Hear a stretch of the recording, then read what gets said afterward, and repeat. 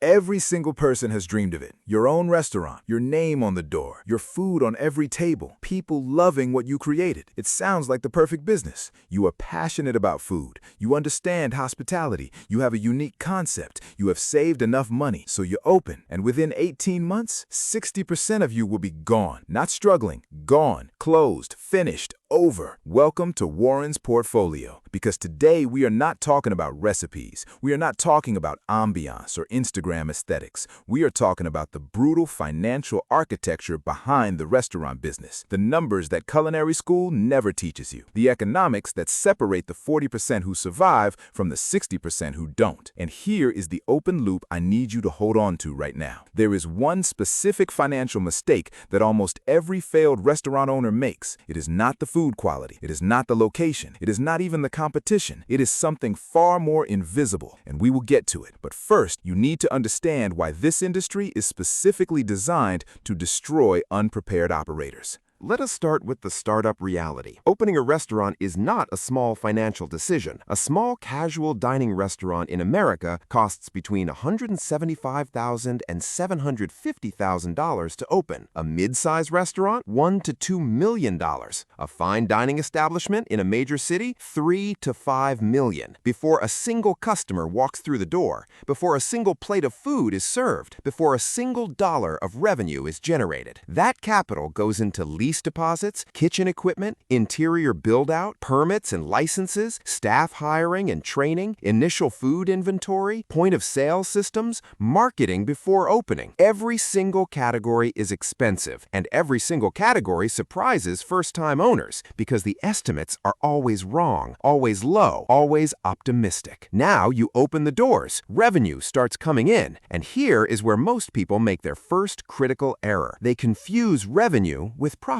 A restaurant generating $1 million in annual sales sounds successful. It is not automatically successful because a restaurant has what industry veterans call the three prime costs. Prime cost 1, food cost. Industry standard says your food cost should be 28 to 35% of revenue. That means on every dollar a customer spends, 28 to 35 cents goes directly to the ingredients on the plate. On that $1 million in revenue, you're spending $280,000 to $350,000 just on food. Prime cost 2, labor cost. This is the number that destroys most restaurant dreams. Industry standard for labor is 30 to 35% of revenue. Cooks, servers, hosts, managers, dishwashers, bartenders, each of them needs to be paid. Every shift, every week. On $1 million in revenue, labor costs $300,000 to $350,000. Prime cost 3, occupancy cost. Rent in a desirable restaurant location is brutal. Industry guidelines says rent should not exceed 6 to 10% of revenue. On $1 million, that's $60,000 to $100,000 per year just in rent, and that's before utilities, insurance, and maintenance on top. Now add them together. Food, $310,000. Labor, $325,000. Occupancy, $80,000. Total prime cost on $1 million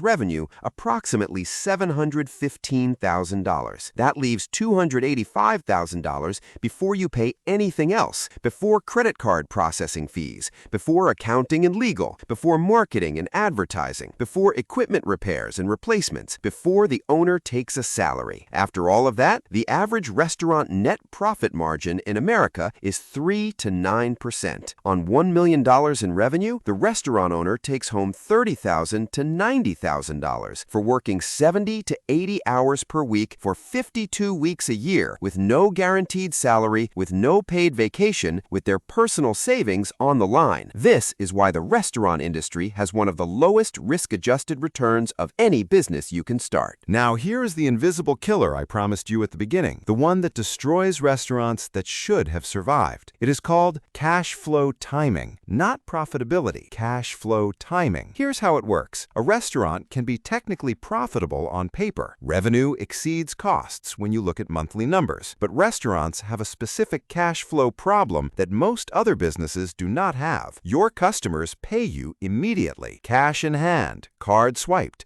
payment received. But your suppliers give you credit terms, 30 days, sometimes 60 days. So in the first month of operation, you pay for rent upfront, equipment leases upfront, staff wages every 2 weeks, food inventory every week, but your revenue takes time to build. Week 1, you're slow. Week 2, slightly better. Week 3, gaining momentum. By week 4, your supplier bills are due, and your revenue has not yet caught up. This gap between cash out and cash in is what kills restaurants. Not bad food, not bad reviews, not bad location. The math was always fine. The timing was fatal. And then there's the second problem. Restaurants operate on perishable inventory. You cannot stockpile unsold food like a clothing store stockpiles unsold shirts. Every unsold plate of prepared food is 100% pure waste. Every slow Tuesday night where you prepped for 80 covers but served 30 means 50 plates of food cost going directly into the trash. Food waste is one of the most devastating and least discussed costs in restaurant economics. Industry estimates suggest restaurants waste 4% to 10% of all food purchased. On $310,000 in food costs, that's $12,000 to $31,000 per year thrown directly into a dumpster. Then there's the staffing problem. Restaurant labor has the highest turnover rate of any industry in America. Average restaurant employee turnover 75% annually. Some restaurants see 100 to 150% turnover. Every time an employee leaves, the restaurant pays recruitment cost, training cost, lost productivity during the learning curve, customer experience degradation while new staff adjusts. Estimated cost to replace one restaurant employee, $5,000 to $7,500. For a restaurant with 20 employees at 75% turnover, that's 15 replacements per year. 15 multiplied by $6,000 equals $90,000 per year in hidden staffing costs. That alone can turn a profitable restaurant unprofitable. And finally, there's the review economy. One bad health inspection, one viral negative review, one food poisoning incident can destroy years of brand building overnight. The restaurant business has almost zero margin for operational error because the customer is present for every single product you produce. Unlike a factory that can catch a defective product before it ships, a restaurant's quality failure happens live in front of the customer in real time. So how do the 40% survive? How do some restaurants not just survive, but build empires? The answer is not better food. The answer is better financial architecture. Here is what the surviving restaurants do differently. Solution 1. They obsess over prime cost percentage, not revenue. Every single day, the operator knows their food cost percentage,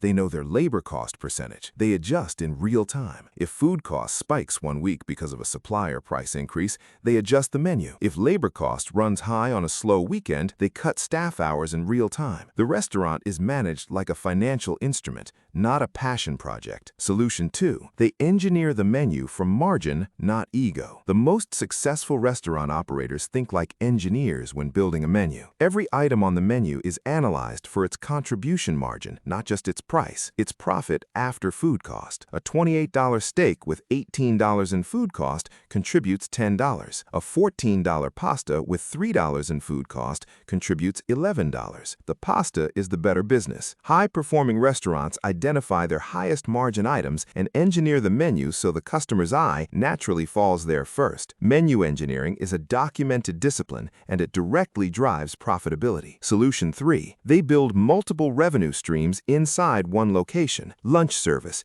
dinner service, private events, catering, merchandise, online food delivery, cooking classes. The restaurant space is a fixed cost. The rent is the same whether you use it 6 hours a day or 16 hours a day. Successful operators maximize the revenue per square foot per hour of operation. Solution 4. They understand the real return on this business. The most financially sophisticated restaurant owners do not view the restaurant as a salary. They view it as a real estate play wrapped in a hospitality business. The restaurant builds a brand and customer base that makes the location more valuable. Some operators negotiate equity in the real estate from the beginning. Others use the restaurant cash flow to buy the building they operate in. When the restaurant exits, the value is not just the business, it is the real estate, the brand, the licensing potential, and the operational systems. That is how a restaurant becomes a wealth vehicle instead of a job. Solution 5. They plan the cash flow gap before it happens. Sophisticated operators open with 6 to 9 months of operating capital in reserve. Not 3 months, not the industry average of 2 months. 6 to 9 months, because they know the cash flow gap exists. They plan for the slow weeks. They plan for the unexpected equipment failure. They plan for the supplier price spike. The reserve is not pessimism. The reserve is the difference between a restaurant that survives its first winter and one that doesn't. Here is the truth that this entire analysis builds toward. The restaurant business is not a bad business. It is a business that brutally punishes financial ignorance